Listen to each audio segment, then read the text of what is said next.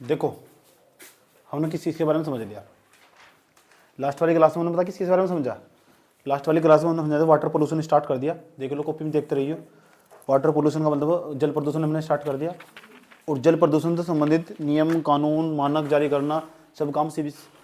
अच्छा, नियम बनाए जल प्रदूषण से संबंधित, नाम उसका जल प्रदूषण निवारण नियंत्रण अधिनियम 1974, ये तो बनाया गया। अब जो जल प्रदूषण के बाद उसके लिए सबसे पहले बनाया गया था, इसके लिए एक बोर्ड 1974 में, उसका नाम CPC भी था, केंद्रीय प्रदूषण नियंत्रण बोर्ड, 1974 बनाया गया। उसके बाद इस बोर्ड को कुछ काम सौंपे गए। पहला काम जल प्रदूषण से संबंधित मानक जारी करना, दूसरा निगरानी करना, तीसरा कार्यवाही करना, और मानक इसने जारी कर दिए।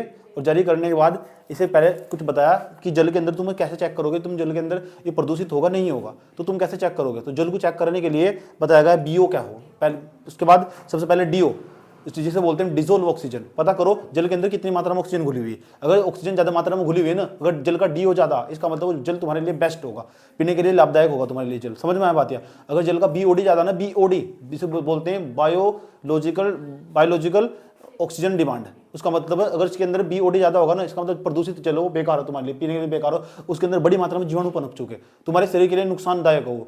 BOD को लेकर पेपर में 2017 में सवाल ही पूछा हुआ। घर जाकर डेली का डेली जो भी क्लास हो ना, उससे घर जाकर डेली सवाल देखो, डेली कंटिन्यू, और नीचे का उसका डिस्क्रिप्शन भी पढ़कर देखना। टोटल 4 ऑप्शन पर मेहनत करके एक 7-7 निपटते चलो, 7 टोटल, क्योंकि पर्यावरण से रिलेटेड बहुत क्वेश्चन आने, एक ही बार पढ़ना सर, समझ आई बात है। और इसकी क्लास होगी इतनी जितनी चल रही है क्लास, समझ में आया बात है। और सुनो। उसके बाद हमने अपना COD, जिसे बोलते हैं केमिकल ऑक्सीजन डिमांड, रासायनिक ऑक्सीजन मांग।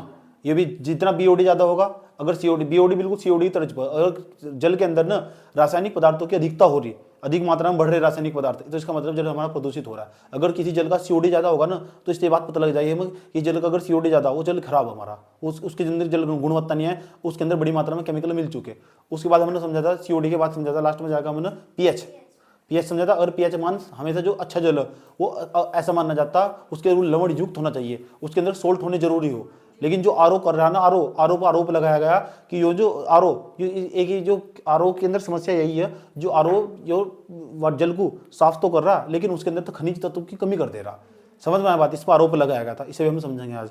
उसके बाद मैंने तुमको समझाया था कि जो इकोलाई किसे कहते हैं, इकोलाई की जो संख्या है ना, वो 0 भी होनी चाहिए, समस्या खड़ी हो जाएगी। इकोलाई की संख्या अधिक भी होनी चाहिए, तो समझ एक निश्चित मात्रा में होनी चाहिए, 400 के आसपास दिखाई देनी चाहिए इकोलाई की संख्या। अगर इकोलाई की संख्या 400 के आसपास तक है तो ठीक हो पानी, नहीं तो फिर बेकार हो पानी वो। अगर 0 तो तब भी पानी बेकार है, इकोलाई होना बहुत जरूरी हो। उसके बाद हमने क्या समझा था, उसके बाद बताओ क्या समझा था हमने?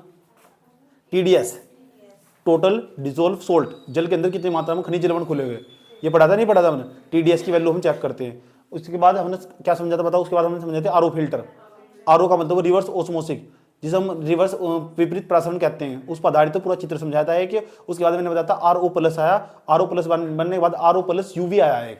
समझ में बात? जिसने जीवाणुओं की नष्ट कर दिया, जो DNA गुजर रहा था ना, पराबैंगनी किरणों ने उसको मार दिया था। समझ में आया बात? या कठिनाई पैदा हो गई थी, मामला गया NGT के पास, तो आरोप पता क्या आरोप लगाया जाएगा? RO+UV है ना जो, इस पर क्या आरोप लगाया गया? देखो जो मैंने लास्ट वाली क्लास में तुम्हें समझाया गया था, मैंने कहा इस तरह का चित्र बनवाया गया था, तुम्हें समझाया गया था कॉन्सेप्ट, उसके अंदर का किस तरह का उसके पीछे विज्ञान काम कर रहा है ना, वो समझाएगा तुम किस तरह विज्ञान काम कर रहा है इसके आरोप के पीछे। यहाँ एक प्रकार की मेम्ब्रेशन लगी हुई, झिल्ली लगी हुई यहाँ से, यहाँ से मैंने तुम्हें बताया था, यहाँ एक प्रकार का टॉर्च मार कर दिखाई हो, समझ में आया नहीं बात? यहाँ तो पराबैंगनी प्रकाश गुजारा आपने, यूवी किरणें गुजारी, यूवी किरणें, ये किरणें गुजारी, पराबैंगनी प्रकाश गुजारा।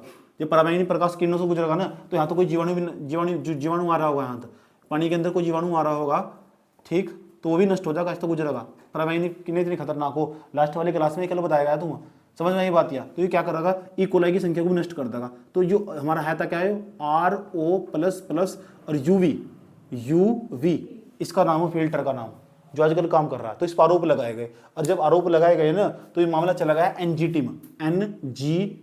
NGT एक प्रकार का न्यायाधिकरण, 2010 में बनाया गया था वो NGT। इसका नाम नेशनल ग्रीन ट्रिब्यूनल हो, एक प्रकार का अर्धन्यायिक निकाय हो, जिस तरह सुप्रीम कोर्ट काम करते हैं ना। चले, तो ये यूवी किरणें गुजार कर रहे हैं ना, इसके अंदर तो जो जीवाणु गुजर रहे, तो जीवाणु क्या बोलना, जीव, और जीव के अंदर क्या हो, DNA, और DNA क्या हो जाएगा, नष्ट, एजिडिया नष्ट हो जाएगा, इसका मतलब ये होगा इकोलाई भी फिर नष्ट हो जाएगा। जैसे इकोलाई नष्ट हो जाएगा, वो जो पानी इधर पहुंचता होगा वो तुम्हारे लिए लाभदायक नहीं होगा। मामला गया एनजीटी के अंदर, national green tribunal, national green tribunal, राष्ट्रीय हरित प्राधिकरण नाम है इसका, राष्ट्रीय हरित प्राधिकरण। यूपीएससी में सवाल पूछ चुका है इस पर, राष्ट्रीय हरित प्राधिकरण, ये एक प्रकार का अर्धन्यायिक निकाय है, प्राधिकरण। इसके अंदर मामला 2010 में बनाया गया था एनजीटी, एनजीटी नाम का एक प्रकार का प्राधिकरण है, 2010 में बनाया गया था। ऑथोरिटी एक प्रकार की है, नेशनल ग्रीन ट्रिब्यूनल एक प्रकार का अर्धन्यायिक निकाय है। आज समझ में, पर्यावरण से संबंधित मामले यही सुनता, पर्यावरण के जितने मामले होंगे यही सुनूंगा। अब मैं तुमसे सुनूंगा क्या समझा रहा हूँ मैं, ध्यान तो सुन लेना चाहिए तरीके से। तो जितने मामले जाएंगे सारे इसके अंदर ही जाएंगे, राष्ट्रीय हरित प्राधिकरण। समझ में आया बात? या जितने मामले होंगे सारे इसके अंदर कोर्ट में चले जाएंगे। और जैसे इसके कोर्ट एक प्रकार का हो, चले गए मामले, सुना गया। इसके पास मामला आया 2015-18 के आसपास, 20 के आसपास की बात है, 2020 के आसपास की बात है। इसमें एक मामला आया 2020 में, मामला बता रहा हूँ मैं तुम्हें, आरओ फिल्टर का। इस पर आरोप लगाया गया। अब देखो आरोप कैसे कैसे लगाए गए। नंबर फर्स्ट, पहले नंबर पर इस पर आरओ प्लस यूवी जो नाम का फिल्टर है जो जल की सफाई करता है, जो घरों में लगाया जाए, आरओ प्लस यूवी नाम का जो फिल्टर है घरों में लगाया जाए, इस पर पहला आरोप, नंबर फर्स्ट पहला आरोप लगाया। आरोप क्या लगाया इस पर, कोर्ट में लेके खींच के सर, क्यों कह रहे नंबर फर्स्ट पहला आरोप लगाया यो ना इसके अंदर। एक तो जो आरोप प्लस यूवी फिल्टर यो उन क्षेत्रों में लगाने की जरूरत ही नहीं है जहां पहाड़ी इलाके, वहां क्यों लगा रहे हो, वहां तो जल साफ है, वहां क्यों लगा रहे हो तुम इस ऐसा समझ में। जहां टीडीएस 500 से ज्यादा ना, जहां टीडीएस 500 से कम है वहां से लगाने की जरूरत नहीं है। जहां टीडीएस 500 से कम है ना, टीडीएस जहां टीडीएस किससे कम है, 500 से कम है, 500 टीडीएस समझ गए ना। तो मतलब टीडीएस 500 मिलीग्राम प्रति एमएल, मिलीग्राम प्रति एमएल, ठीक, मिलीलीटर। 1 मिलीलीटर के अंदर 500 मिलीग्राम, 500 एमजी का मतलब समझ गए, मिलीग्राम। 1 एमएल के अंदर ना 500 मिलीग्राम टीडीएस होगा। तो 500 से अगर वहां टीडीएस कम है ना, तो वहां से लगाने की जरूरत ही क्या है। तुम पहाड़ी इलाकों में इसे आरओ प्लस यूवी फिल्टर को क्यों लगा रहे, फालतू के ड्रामे नहीं आए। तो सर ये मामला गया एनजीटी के अंदर, ठीक है, ये आरोप लगाया, पहला आरोप है। दूसरा क्या आरोप लगाया इसके ऊपर, नंबर फर्स्ट यो ना जल के अंदर जल को यार हम औषधि मान कर चलते हैं। औषधि का मतलब समझते हो, जल हमारे यहाँ दवाई के रूप में काम करता है यार। जब तुम इसके अंदर जल तो डाल दे तुम ना, उसने खनिज लवण भी नष्ट कर दिए। तो जो खनिज लवण है उसे साफ कर रहा है, तो मनुष्य के लिए एक प्रकार का हानिकारक ही हुआ, एक प्रकार का ये तो एक प्रकार तो प्यास बुझा रहा, लेकिन औषधि का काम कर नहीं रहा। तो ये ना दूसरा आरोप लगाया गया कि ये एक प्रकार से जो दूसरा आरोप पर इस पर लगाया गया कि ये खनिज लवण को नष्ट कर रहा है। जो खनिज है ना इसके अंदर, खनिज लवण उन्हें क्या कर रहा, नष्ट कर रहा। समझ में आई बात है, कौन, आरओ प्लस यूवी फिल्टर। और दूसरा क्या, दूसरी खास बात है इसके पीछे जो पानी भर दिया ना, जो अशुद्ध पानी हो चुका है यार, उसे तो तुम नाली में डाल ले, जो शहर वाले, और वो नाली में जाकर पानी खराब ही हो रहा है। फिर वो चलो गांव में डाल दिया, गांव में तो कोई दिक्कत नहीं है, गांव में तो धरती पी जाती है पानी, लेकिन शहरों में तो सारी जमीन पक्की और वो पानी खराब ही नहीं चला गया। समझ आई बात है कि जो इसमें ना, अगर तुमने 10 लीटर पानी डाला ना इसके अंदर, 10 में से 3-4 लीटर पानी खराब हो जा रहा है, ऐसा समझ। और उसको दूसरे पाइप के जरिए हम निकाल रहे, तो ये ऐसा फिल्टर किसी काम का नहीं है, पानी नष्ट नहीं हो रहा, पानी वेस्ट हो रहा है। तो पानी वेस्ट हो रहा है, इसका तीसरा ऊपर लगाया, इसका पानी वेस्ट हो रहा है, इसको ऐसा समझ, पानी वेस्ट हो रहा है। और पानी जो वेस्ट हो रहा है ना, पता कितना, 30 से लेकर 40% पानी वेस्ट हो रहा है इसमें, ऐसा समझ लो, ठीक। 30 से लेकर 40% पानी इसमें खुद ही वेस्ट चला जा रहा। तो ये आरओ प्लस यूवी फिल्टर किसी काम का नहीं है। तीसरी खास बात, चौथी खास बात क्या बताई गई, ये आरओ प्लस के आरोप लगाए गए। और क्या आरोप लगाए, पता क्या आरोप लगाए गए। दूसरा आरोप लगाया गया कि जो आरओ प्लस है ना, आरओ प्लस यूवी है, ये महंगा बहुत है। दूसरा आप आदमी भी पहुंच तबा रहे हो, समझ में आई बात। क्या ये तो किसी काम का ही नहीं रहा, ये बताओ हमारे किस काम का, जैसे खनिज लवण नष्ट कर दिया इसके अंदर से, ये कुछ आरोप थे इस पर। तो फिर पता क्या करा एनजीटी ने, फिर एनजीटी के सामने मामला गया था। तो एनजीटी के जो न्यायाधीश थे, न्यायमूर्ति थे, जो जज साहब थे यहाँ बैठे हुए थे इसके अंदर, उन्होंने फिर अपना गाइडलाइंस जारी करी, कुछ दिशा निर्देश जारी करे, और ये दिशा निर्देश तुम्हारे काम के, और मैं एक करके लिखवाने जा रहा हूँ तुम्हें। आज समझ हो सकता है इसे लेकर पेपर में सवाल पूछ ले, क्योंकि मामला हॉट अभी गर्म मामला है। जब गर्म मामला हो तो पूछ ले पेपर में, समझ में आई बात है। तो जो दिशा निर्देश जारी करे गए ना, वो दिशा निर्देश में तुम्हें लिखवा रहा हूँ, लिखना चाहोगे, लिख लो।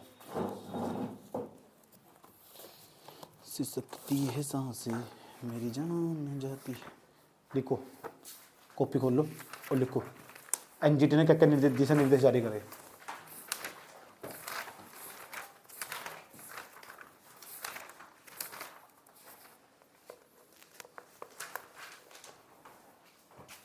ठीक, समझ बात है। ऐसे दिशा निर्देश जारी कारण किसका पर्यावरण मंत्रालय का, एनजीटी ने किसे, पर्यावरण मंत्रालय जो हमारे यहाँ। अच्छा पर्यावरण मंत्रालय बताओ कब बनाया गया था, पर्यावरण मंत्रालय हमारे यहाँ फिर पर्यावरण मंत्रालय को कहा, फिर मंत्रालय ने कुछ करा, मंत्रालय ने अधिनियम जारी कर दिए, ये कुछ गाइडलाइंस जारी कर दी। समझ ये बात है। देखो क्या है, नंबर फर्स्ट पहला पॉइंट लिखो, जहां टीडीएस 500 मिलीग्राम प्रति लीटर से कम हो, जहां टीडीएस मतलब समझोगे टीडीएस का, जहां टीडीएस 500 मिलीग्राम प्रति एमएल से कम हो, जहां टीडीएस 500 मिलीग्राम प्रति एमएल से कम हो, वहां आरओ प्लस यूवी फिल्टर की आवश्यकता नहीं है। जिन इलाकों में भी जहां टीडीएस चेक कर लो, वहां से टीडीएस अभी चेक, ये इसके पिक्चर में पड़े, कैसे चेक होगा, ये मशीन हो नापने की, बीएसआई मशीन। जहां टीडीएस 500 मिलीग्राम प्रति एमएल से कम हो, प्रति मिलीलीटर से कम हो, वहां आरओ प्लस यूवी फिल्टर की आवश्यकता नहीं है। दूसरा दिशा निर्देश,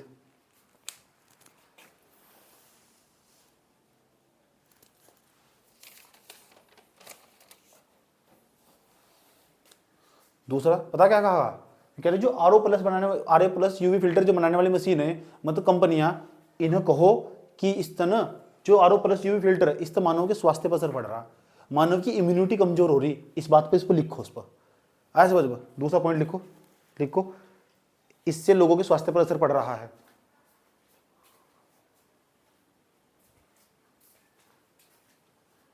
ब्राइट में खनिज की कमी, इससे लोगों के स्वास्थ्य पर असर पड़ रहा है।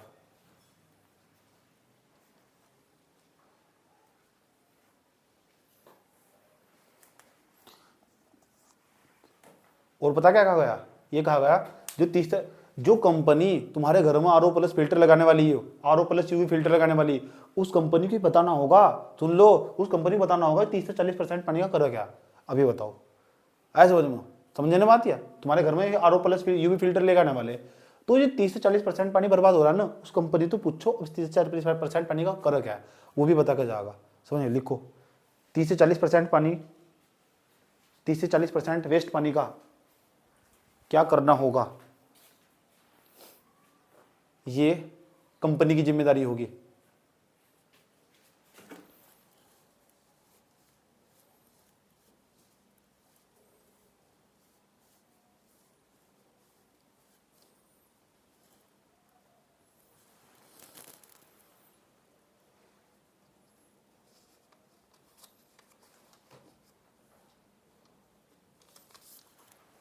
अच्छा, डब्ल्यूएचओ क्या कहता है, डब्ल्यूएचओ कहता है, हम तो बता रहे हैं 500 मिलीग्राम प्रति लीटर, डब्ल्यूएचओ कहता है कि डब्ल्यूएचओ वर्ल्ड हेल्थ ऑर्गेनाइजेशन, इसने पता क्या कहा, इसने कहा कि जहाँ जिस पानी का टीडीएस ना, नोट में लिखवाएंगे, बात सुन लो पहले, जिस पानी का TDS total dissolve salt 300 milligram पर, देख लो 300 मिलीग्राम प्रति एमएल हो, वो पानी ठीक है, तुम पी सकते हो उसे। पूछा जा सकता है स्टेटमेंट कि डब्ल्यूएचओ के अनुसार टीडीएस कितना होना चाहिए, total dissolve salt, total dissolve salt, total का मतलब कुल घुलित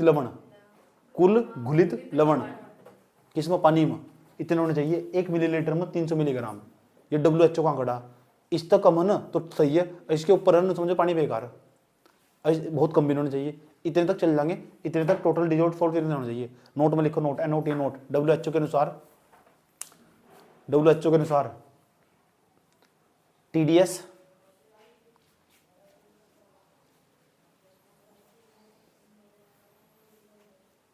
टीडीएस 300 मिलीग्राम प्रति एमएल है तो पानी पीने योग्य है, 300 मिलीग्राम प्रति एमएल है तो पानी पीने योग्य है।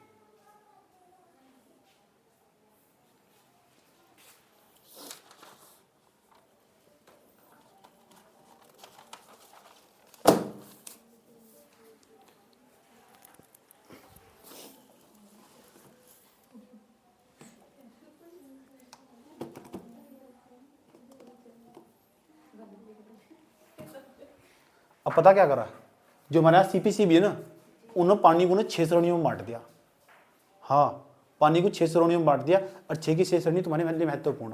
अब मैं सीपीसीबी की वेबसाइट पर हूँ इस टाइम, और सीपीसीबी की वेबसाइट पर हूँ, देखो और तुम्हें भी जब घर जाकर पढ़ोगे CPCB केंद्रीय नियंत्रण बोर्ड हिंदी में कर लेना सर। और एक कॉलम आगा है लिख के बना हुआ, देखो मानक आरा लिखा हुआ मानक, और मानक में इनका साइड में लिखा देगा तुम इधर तो वायु की गुणवत्ता के मानक मिल जाएंगे, जल की गुणवत्ता के मानक। जैसे तुम इस पोके करोगे ना, प्लस पोके करूंगा तो प्लस पोके करोगे ना यहाँ साइड पर, तो ये तालिका मिलेगी पूरी, जल गुणवत्ता मानदंड या जल गुणवत्ता मानक मिलेंगे। और इसमें देखो क्या क्या लिखा हुआ, सर्वश्रेष्ठ उपयोग पारंपरिक उपचार के लिए लेकिन कीटाणु शोधन के बाद पेयजल स्रोत। इसमें लिख रखा है ए वर्ग का पानी। ए वर्ग का पानी कौन कौन सा होगा, इसमें मैं समझा फिर लिखवा भी रहा हूं तुम्हें। ए वर्ग का पानी कौन कौन सा होगा, नंबर फर्स्ट, कुल कोलीफॉर्म कितने होने चाहिए इसमें, जो कहा अगर उसमें कोलीफॉर्म 50 से कम हो तो इसका मतलब वो पानी तुम्हारा बिल्कुल सही है, पी सकते हो मस्त तरीके से, टनाटन बैठ कर शरबत बना कर पिए, कोई दिक्कत नहीं है, मजा मारो। अगर उसमें इकोलाई की संख्या 50 से कम हो तो कितनी, 50 MPN प्रति ml, 50 MPN प्रति 100 ml, 100 ml में 50 इकोलाई होंगे तो कोई दिक्कत नहीं है। 6 है, पानी को 6 श्रेणी में बांट दिया CPCB ने।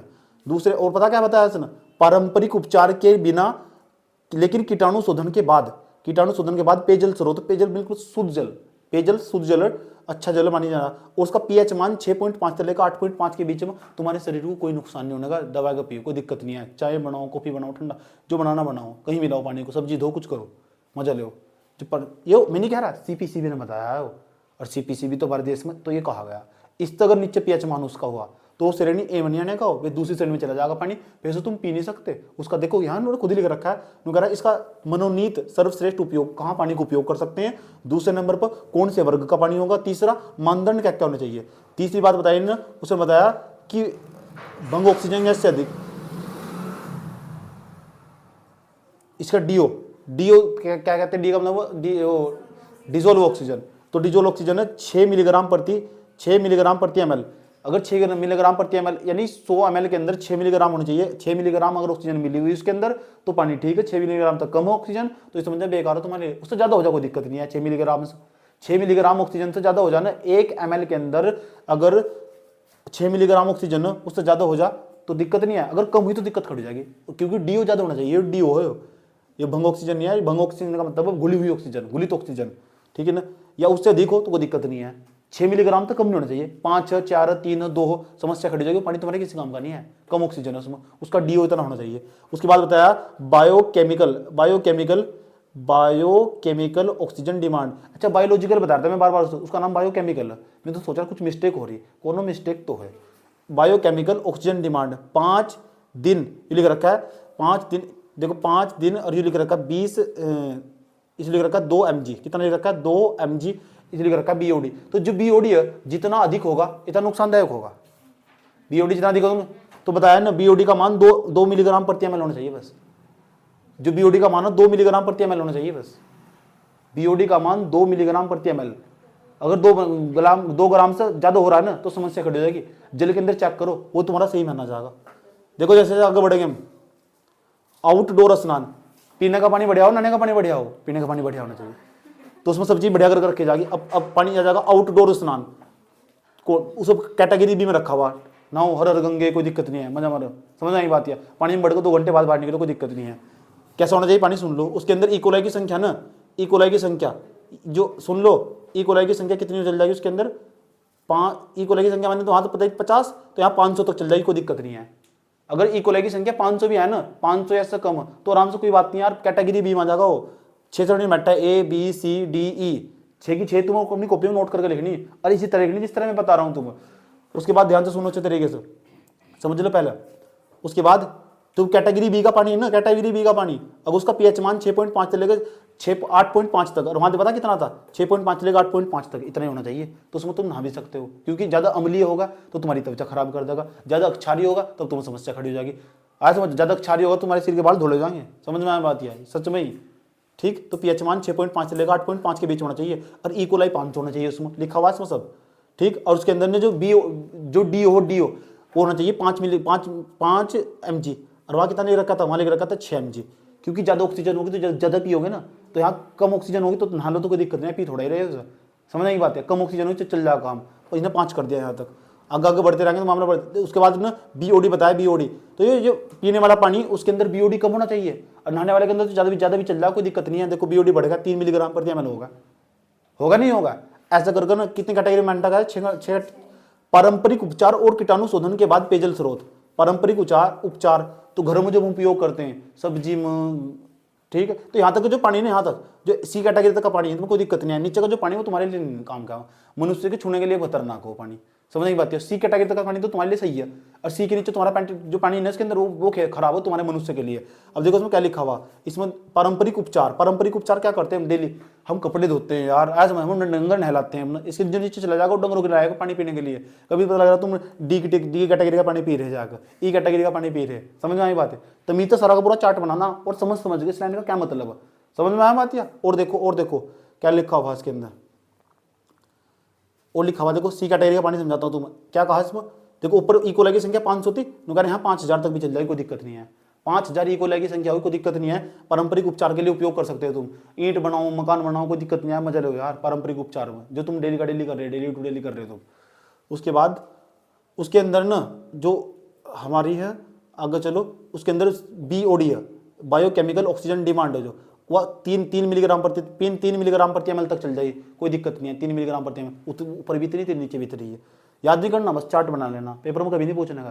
पेपर में इतना पूछ सके कि CPCB ने जो पानी है 6 भागों में बांटा, और 6 के नाम उनके ABCD में बांट रखा है, यस और नो, बस इतना पूछा और कुछ नहीं, समझ बात है। लेकिन डाटा काम का अंदर पता होना चाहिए, इसे क्या समझाना क्या चाह रहा हो, समझ में आई बात। या शुरू के 3 तो याद कर लियो, 3 में कुछ नहीं है शुरू के 3 में, उसके बाद याद करने को जरूरत नहीं है, और शुरू के 2 भी याद करना है तब भी काम चल जाएगा। क्यों, उससे क्या होगा, ऑप्शन कट जाएंगे हमारे, फिर उसमें नहीं आने का, हमारा पता किसमें नहीं आने का, मेंस में नहीं आने का, मेंस का टॉपिक नहीं आया, समझ में आई बात। यार वन्य जीव और मत्स्य पालन, मछली पालने का तुम्हें यार, वन्य जीव जो वन में रहने वाले जीव उनके लिए कौन सा पानी चाहिए होगा बता रखा, देखो नंबर फर्स्ट उसके अंदर pH मान 6.5 चलेगा, 6.8 तक, वही 8.5 तक, इतना तक चल जाएगा। दूसरा उसके अंदर जो DO 4 मिलीग्राम, उन्हें ज्यादा ऑक्सीजन चाहिए यार, जो जंगलों में रह रहे उन्हें ऐसा पानी चाहिए, पता क्या उसके अंदर ना, देखो भंग ऑक्सीजन 4 मिलीग्राम लिखी हुई, तो उसके अंदर ज्यादा ऑक्सीजन नहीं चाहिए, ज्यादा ऑक्सीजन चाहिए ना, या इससे अधिक भी चल जाए कोई दिक्कत नहीं है। लेकिन उसके अंदर ना निःशुल्क अमोनिया, ठीक, उसके अंदर अमोनिया नहीं होना चाहिए, अमोनिया 1.2 मिलीग्राम दे रखी, एल से एक जो दे रखी ना यहाँ से, उसके अंदर अमोनिया भी होनी चाहिए, अमोनिया 1.2 मिलीग्राम बस, जो जंगल में रहने वाले जीव है ना उन्हें चाहिए अमोनिया भी। अच्छा आगे चलो, सिंचाई में कौन सा पानी उपयोग होगा, औद्योगिक शीतलन कौन सा होगा, शीतल पेपर में पूछने का नहीं हो, मैं फिर बता रहा हूँ pH मान कितना होना चाहिए, एक बार से पूरी टेबल को तुम्हारी कॉपी में बनानी, बस दिक्कत तो नहीं है, तक पता लग गया। आज तक इसका कोई सवाल नहीं पूछा इस टेबल तक, लेकिन तुम्हें पता होना चाहिए कि जो जल के लिए जो मानक जारी करने का काम हो वो किसका हो, CPCB का हो, इतना तो याद रख सको। जल के लिए जो मानक जारी करने का काम हो किसका हो, CPCB का, इतने ही सवाल पूछा पेपर में कि जल के लिए मानक जारी करने का काम CPCB का हो, और मानक भी जारी कर दिए, और मानक जारी कर ना उनने पानी को भारत के अंदर 6 भागों में बांटा, भारत के अंदर पानी 6 श्रेणियों में बांटा, ABCD, आया समझ। इस ये काम तुम्हारा खुद का घर का होगा, पता लग गया। CPCB गूगल पर जाकर टाइप करोगे जाकर वहाँ CPCB मिलेगा, या पूरी सारणी बना सकते हो, बनानी पड़ेगी नोट्स में अच्छी तरह, अगर एक बार अच्छी तरह नोट्स बनाना तो 6 के 6 पानी को तमीज से लिख दोगे, अपनी भाषा में लिखोगे, इसका BOD इतना होना चाहिए, इसका COD इतना होना चाहिए, या पूरी हिंदी में तार नहीं तो धप मारूंगा मुँह इसका, समझ में आई बात, पूरी हिंदी तार दीजिएगा तू। देखो उसमें क्या कहना चाह रहा है, BOD इतना, इसका कैटेगरी पानी ए का COD इतना, DO इतना होना चाहिए, इसके अंदर COD इतना होना चाहिए, ये सब बातें बतानी चाहिए इसके अंदर, तुम बात समझ में आई है। इस समय कहानी को ही रोक देता हूँ, बात समझ में आई, तो ये काम तुम्हारा होगा। अब बताओ, अब एक चीज हमारे पास पता क्या है, पानी के अंदर ना अगर अमोनिया की मात्रा बढ़ जाए, तालाब देखा तुमने, तालाब एक शब्द है यूट्रोफिकेशन, जिसे हम हिंदी में कहते हैं सुपोषण। अच्छा एक को हो कुपोषण, एक को सुपोषण, दोनों मंदिर समझते हो, एक दो तो होंगे थे, दो तो बैठे हैं कुपोषण की जगह, 3 अलग अलग कैटेगरी, तो 2 तो कुपोषण की जगह बैठे हुए हैं, समझ में आई बात है। एक हो सुपोषण, सुपोषण समझेंगे यूट्रोफिकेशन क्या हो, देखो यूट्रोफिकेशन क्या हो, पानी देखो कैसे खराब हो, कैसे पानी, तुमने देखा कभी एक कोई तालाब हो पूरा ऊपर तो ढका हुआ हो, पूरा का पूरा हरियाली हरियाली हो उसको तालाब का, वो पानी खराब हो, बहुत बेकार हो चुका पानी, आज समझ, मछलियों के लिए भी नुकसानदायक हो।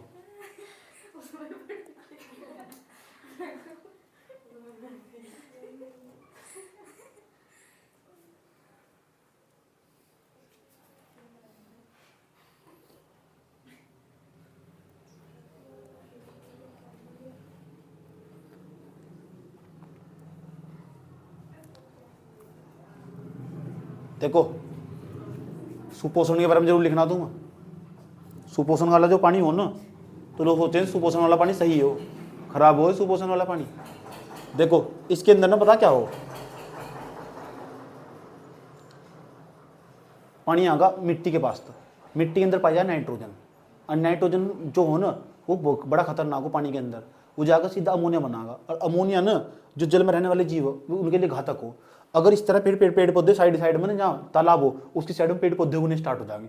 जब साइड में पेड़ पौधे उगने स्टार्ट हो जाएंगे ना, सुन लो सारा खाम पीरी का हो, ये शब्द क्वेश्चन पूछेगा यूट्रोफिकेशन क्या हो, हिंदी में कहते हैं सुपोषण।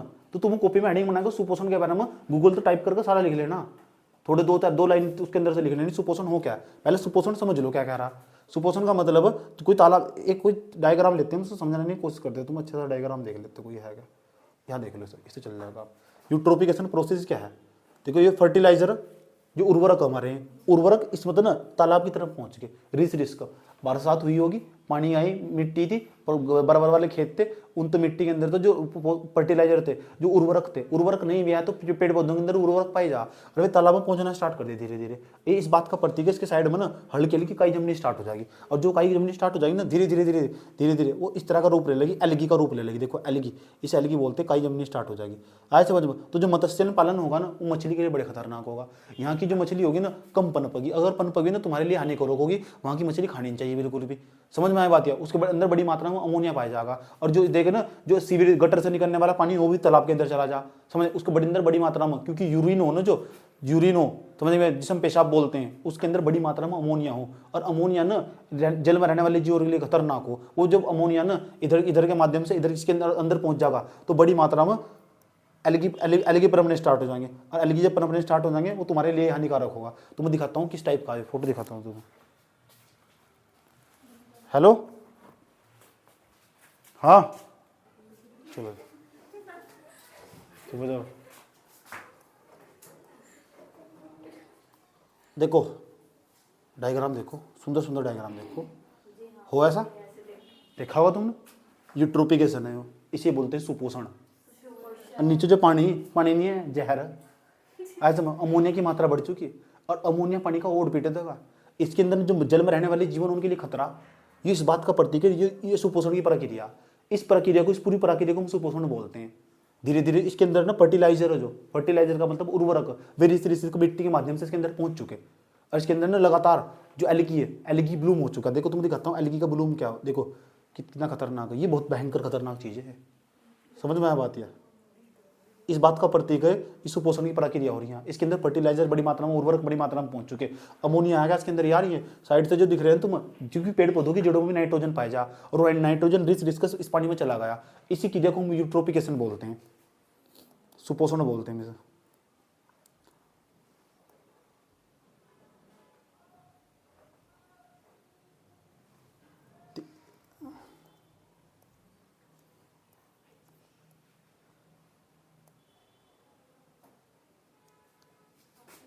सुपोषण देखो, ऊपर जमनी स्टार्ट होगी काई, जमनी स्टार्ट होगी ना काई, जो ऊपर काई जमनी स्टार्ट होगी ना, तब देखो इसी की देखो हम सुपोषण बोलते हैं। और धीरे धीरे साइड से जमनी स्टार्ट हो, पहले साइड से,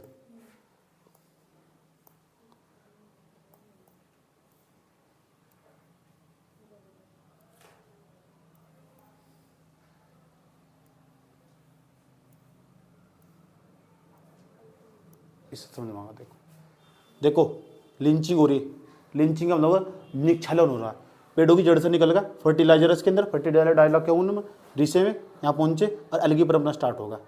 ऐसा समझ, ऊपर तो सूर्य का प्रकाश मिल रहा है ना, इन्हें और उत्साह मिल जा, फिर परमना स्टार्ट हो जा। जो फिशिंग है ना, फिशिंग मछलियाँ वे दूर दूर भागना स्टार्ट हो जाएगी, और वे नष्ट हो जाएगी। समझ ये बात है, ऐसी मछली जो पनपती होगी ना, उन्हें खाना भी नहीं चाहिए बिल्कुल भी। समझ में आई बात है। एलगी देखो, एलगी नहीं, ये नीचे एलगी है, ये खतरनाक एलगी हो, इसकी देखो हम यूट्रोफिकेशन बोलते हैं। पानी के अंदर अमोनिया की मात्रा ज़्यादा मात्रा में बढ़ जाती है पानी। एक वर्ड और दिखाता हूँ तुम्हें, एलगी ब्लूम।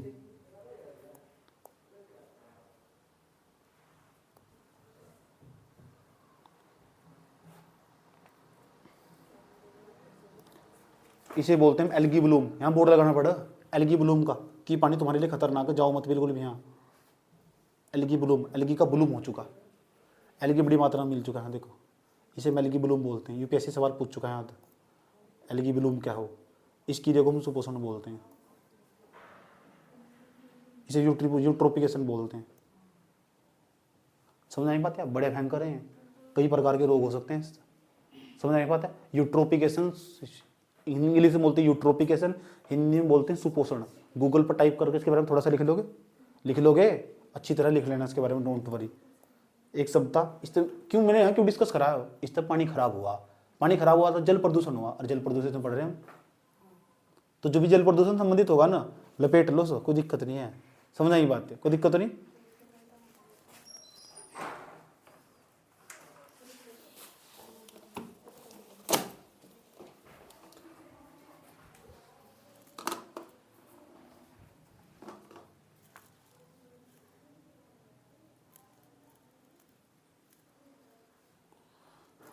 और सुनो, अब मैं कुछ बीमारी का नाम बताता हूँ जो पानी के गंदा होने से होती है। पानी के अंदर जो कुछ अशुद्धियाँ पाई जाती है, अगर अशुद्धियाँ पानी के अंदर बढ़ती चली जाए ना, तो कुछ बीमारियाँ पनपती है, और यूपीएससी माता सवाल पूछता।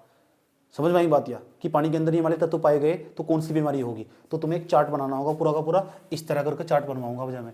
अभी तुम्हें बताऊंगा कि अगर ये तत्व पानी के अंदर मिले तो पानी तुम्हारा खराब, और ये पानी के अंदर मिले और ये पानी तुम्हारे संपर्क में आया तो इससे वाली बीमारी पनपेगी, और वो बीमारी का फोटो भी दिखाऊंगा कैसी बीमारी होगा। तो ठीक है, मजा आ रहा? चलो, कोई दिक्कत नहीं है अंतर।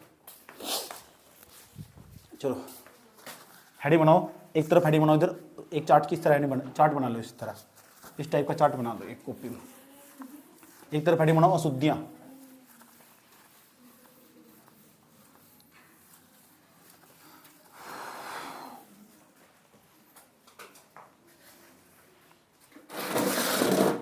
हेडिंग बनाओ अशुद्धियां एक तरफ। ये अशुद्धियां जल के अंदर मौजूद हों।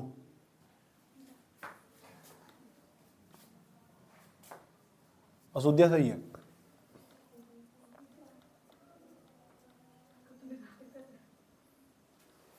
अच्छा, ऐसा करके हेडिंग बनाओ, और यहाँ लिखो बीमारी। इन तो कौन सी बीमारी होगी?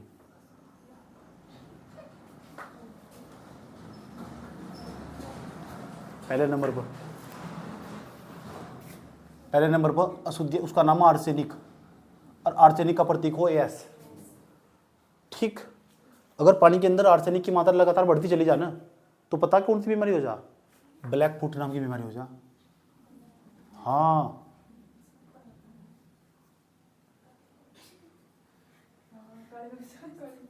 हाँ, पैर काले पड़ने लगते हैं, रिलेटिव बात है।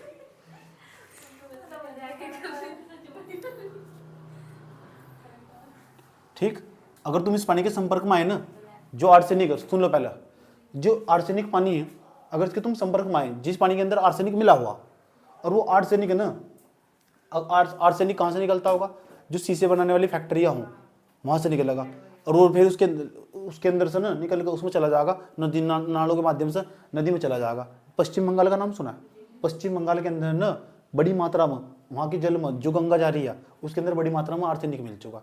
और जब आर्सेनिक मिल चुका तो आसपास के अंदर ना जो लोग खेतों में काम करते हैं, तो वो गंगा का ही पानी यूज़ करते हैं। जब पानी यूज़ करते हैं तो पानी वहीं पहुंच चुका, और वे पानी के संपर्क में आते हैं, पानी में तो टच होता, आर्सेनिक जब होता तो उनके पैर टच होते हैं पानी में अपने खेतों में पानी नहीं देते हुए, तो उसके अंदर ना ब्लैक फुट नाम की बीमारी हो जाती है। और ब्लैक फुट नाम की बीमारी में ना धीरे धीरे पैर काले पड़ने स्टार्ट हो जाए, फिर वो इंसान कैंसर तो पेशेंट होकर वहीं का वहीं मर जाए। समझ नहीं बात है? धीरे धीरे। अभी रुक जाओ, अभी तो यह तो खास बात है जिसके तुम संपर्क में आए पानी। अगर तुम ना आर्सेनिक, जिस पानी के अंदर आर्सेनिक मौजूद है, और आर्सेनिक वाले पानी को तुमने पी लिया ना तुमने, तो मधुमेह रोग हो जाएगा तुम्हें। मधुमेह किसे कहते हैं? शुगर। समझ में यही बात है? तो यह भी खास बात याद रखना। अगर तुमके इसके पानी के टच में आए तो ब्लैक फुट नाम बीमारी हो जाएगी। ब्लैक फुट समझ गए ना? अरे कहाँ हो रही है? पश्चिम बंगाल में। कहाँ सी? पश्चिम बंगाल के लोगों को हो रही है, भारत के अंदर। ठीक, दूसरे नंबर पर अगर तुम इसके संपर्क में आए, इस पानी के संपर्क में आए तुम, तो संपर्क माने पता क्या होगा? इस पानी के संपर्क माने पर यह होगा, जैसे तुम इस पानी के संपर्क में होगे, जो आर्सेनिक जिस पानी के अंदर आर्सेनिक मिला हुआ होगा, और तुम उस पानी के संपर्क में आए, तो संपर्क माने पर यह होगा उस पानी के अंदर बड़ी मात्रा में, समझो मधुमेह, तो संपर्क में आए तो ब्लैक फुट होगा। आज समझ, अगर तुमने पानी को पी लिया ना, तो पता क्या होगा? तो मधुमेह हो जाएंगे, तुम मधुमेह के रोग बन जाओगे।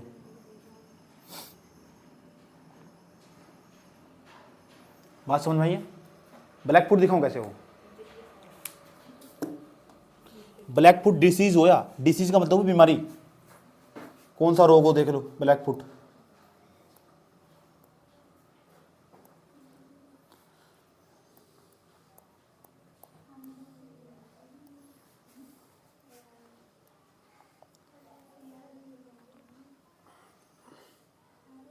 देखो, ये देखो, ब्लैक फुट डिसीज है। अब तुम देखना,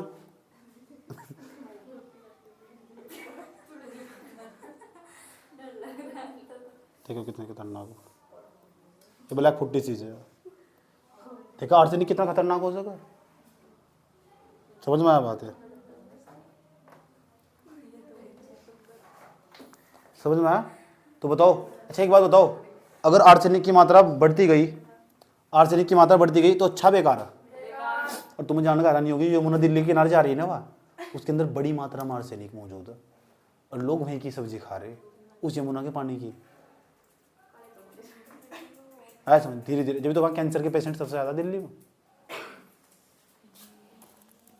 ये तो आर्सेनिक की बात थी। आर्सेनिक एक प्रकार की शुद्धि। दूसरे नंबर पर जाओ, उसका नाम है फ्लोराइड। फ्लोराइड,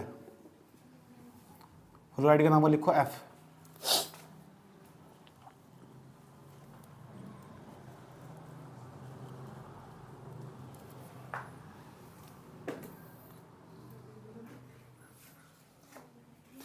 अगर फ्लोराइड की मात्रा पानी के अंदर, फ्लोराइड की मात्रा बढ़ जाए ना, फ्लोराइड तत्व एक प्रकार की अशुद्धि फ्लोराइड, अगर फ्लोराइड की मात्रा पानी के अंदर बढ़ गई ना, तो पता क्या होगा?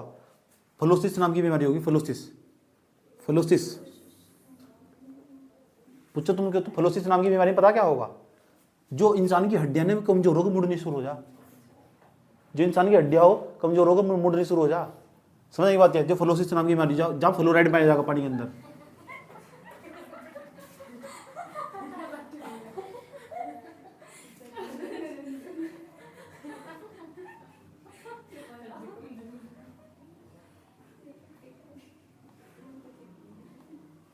याद रहेगी बात? या हड्डी कमजोर होती है, मुड़ जाती है। और पश्चिम बंगाल, हरियाणा, दक्षिण भारत के अंदर ये इस तरह का रोग पाया जाए, फ्लोसिस नाम का रोग।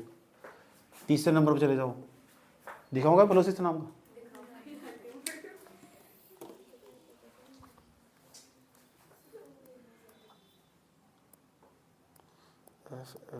FLOSIS,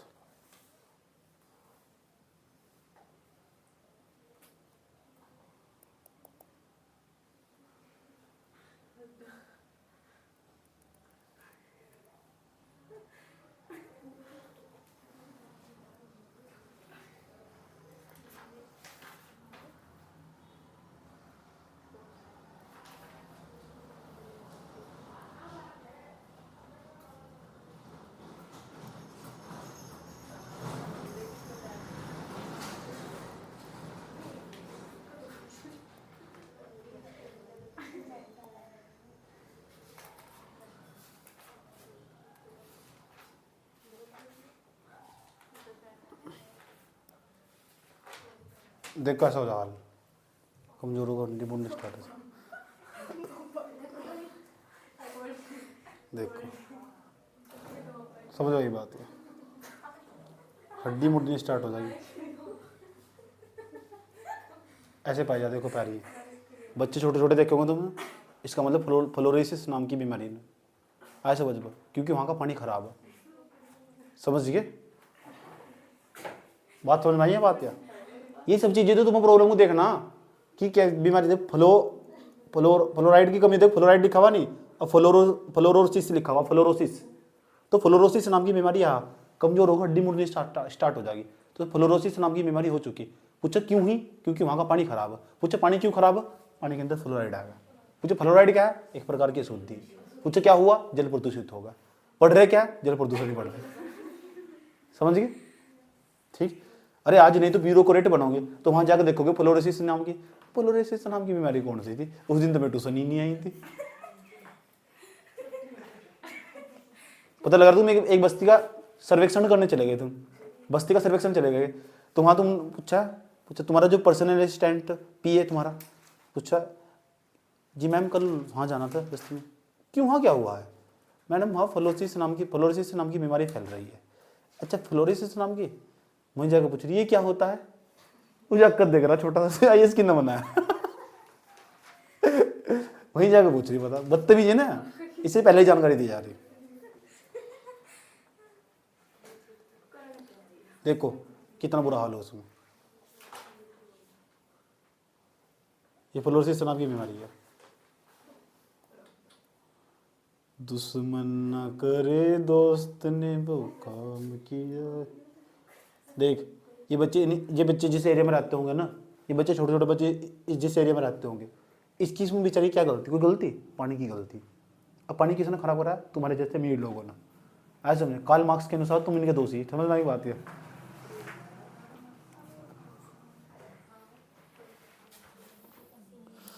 और चलो तीसरे नंबर का नाइट्रेट नाम का NO3, ये नाइट्रेट। अगर ये बढ़ गया भाई पानी के अंदर, हाँ, तो एक रोग हो जाए, उसका नाम है blue baby syndrome. Blue baby syndrome, ये रोग ये हो जाने वाला। पूछे जाएगा तुमसे कि नाइट्रेट तो कौन सा रोग है, ब्लू बेबी सिंड्रोम, तुम सोच रहे हो क्या हो, अभी भी दिखाई दो जब इतना ड्रामा कर दिया। इसमें इंसान के हाथ पैर शरीर नीला पड़ना शुरू हो जाएगा। जो बच्चे हो ना उनमें ज़्यादा पाई जाए बीमारियाँ, पूरा शरीर नीला पड़ना शुरू हो जाएगा। अंत में जाकर बच्चा ना 2-4 दिन का मेहमान हो, फिर मर ही जाओ, पूरा शरीर नीला पड़ जाए उसका। समझ में आया बात? है देख लो, चक्कर ना पड़ो, ठीक।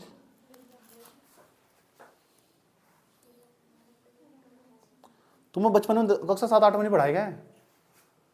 कक्षा 7-8 का ही तो हो रहा है, कहाँ हो?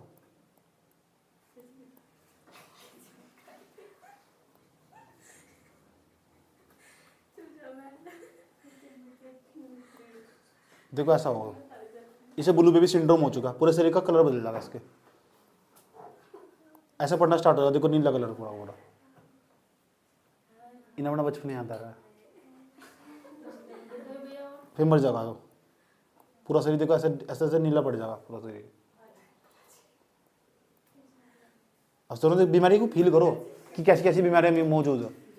ब्लू बेबी सिंड्रोम है। तुम अब तुम कह तो दोगे कि हमें पता इसके बारे में, बच्चों को होगा ये रोग, और नाइट्रेट के कारण होगा, जल के कारण ही होगा, ऐसे वजह में, ठीक। तो जल खराब हो चुका होगा, जब माता ने बच्चे को जन्म दिया ना, तो माता वही जल का सेवन कर रही होगी जिसके अंदर नाइट्रेट की मात्रा ज्यादा बढ़ चुकी होगी, ऐसे वजह। तो जल खराब होने तो कितनी बीमारियां पैदा हो रही, समझे, ठीक। ये बेबी मर चुका पूरी तरह ब्लू बेबी सिंड्रोम से। समझ आई बात? है क्यों, कारण क्या है? Blue baby syndrome. देख और ऐसा हो जाए शरीर इसका पूरा, ये ब्लू बेबी सिंड्रोम है।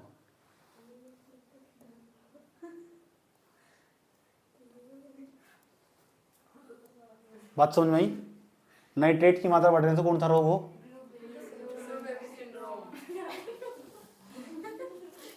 सबसे खतरनाक है चौथे नंबर पर मरकरी, HG, मरकरी पारा, ये देखो काम करता था सारा।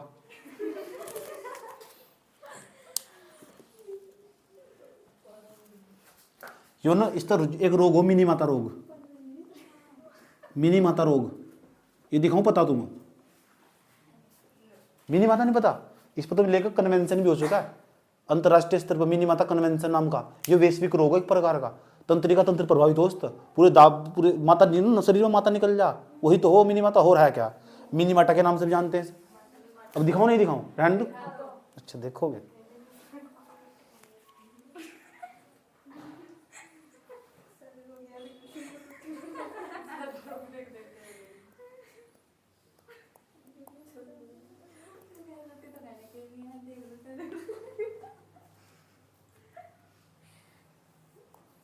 देखो तंत्रिका तंत्र प्रभावित दोस्त, हाथ पैर इस तरह मुड़ जा, तंत्रिका तंत्र प्रभावित होगा। ये मिनी माता, ये सारा का सारा देखो मिनी माता डिसीज है, मिनी माता इसे बोल रहा, हाथ पैर ऐसे मुड़ने, ऐसे ऐसे रहेगा पूरी जिंदगी। बहुत तेजी के साथ फैला था वैश्विक स्तर पर रोग।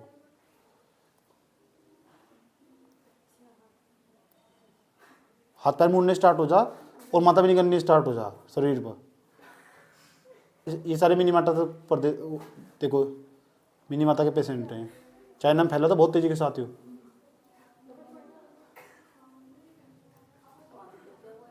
अब तो टिक्का बन चुका इसका।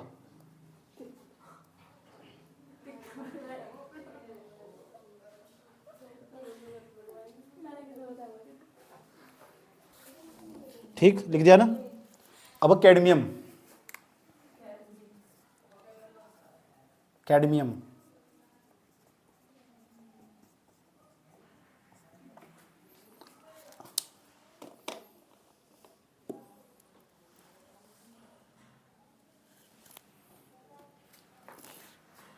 इसका नाम है इटाई इटाई रोग।